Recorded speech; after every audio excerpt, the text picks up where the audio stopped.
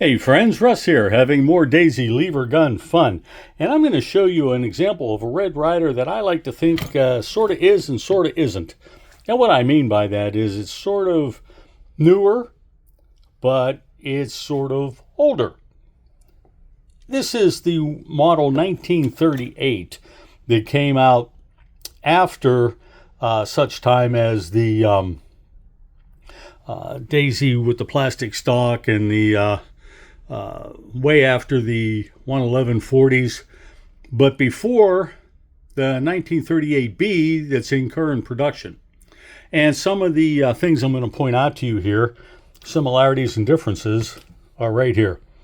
This has the bottle cap type removable shot tube. It has the peened front sight band.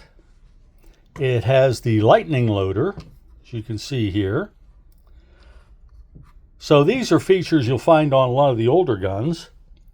It also has the forearm band, which is steel, the wooden forearm, and let me just have a little fun here. I know there's two different sizes on these forearm bands, but we're just going to prove it right now. We're going to take our little scale, and if you check this out, this one is 3/8 of an inch wide. Now on the older ones, I believe they were a full ½ inch. Now if you look at the top sight, it has a screw adjustable top sight. Let me get this out of the way. Screw adjustable elevation for the top sight. So it's not just welded on tight, and it's also not the one with the plastic insert like the more modern ones. So that bridges the time gap there. But if you look here, unlike the 11140s, the newer guns, which this is part of the production of, has the upper pivot bolt for the lever. Now these older guns, the pivot bolt was lower. It was down here, and it had a different type lever on the inside.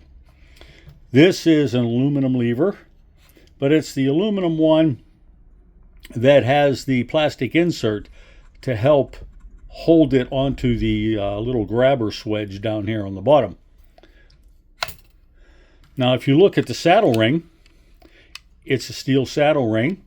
It's horizontal because of course this gun does not have the anti-bear trap, but the staple is a steel staple.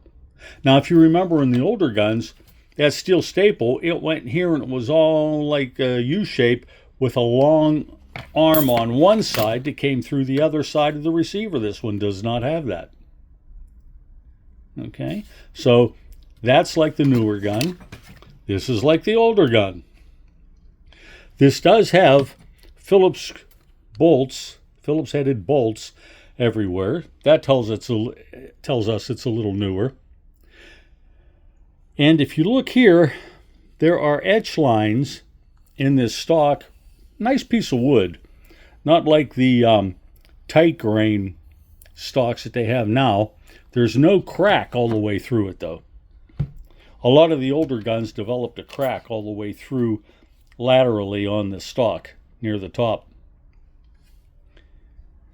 It does have the Red Ryder embossing on the right side of the stock. That tells us something about the age.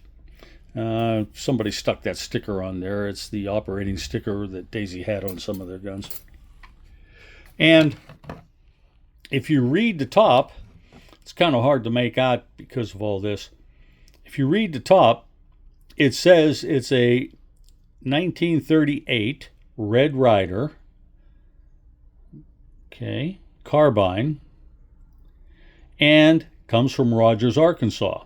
Now there's a big giveaway because we know that if it's a Rogers production gun, it has to be 1958 or after, because they moved out of Plymouth prior to that, and all their production in Plymouth was done before 1958.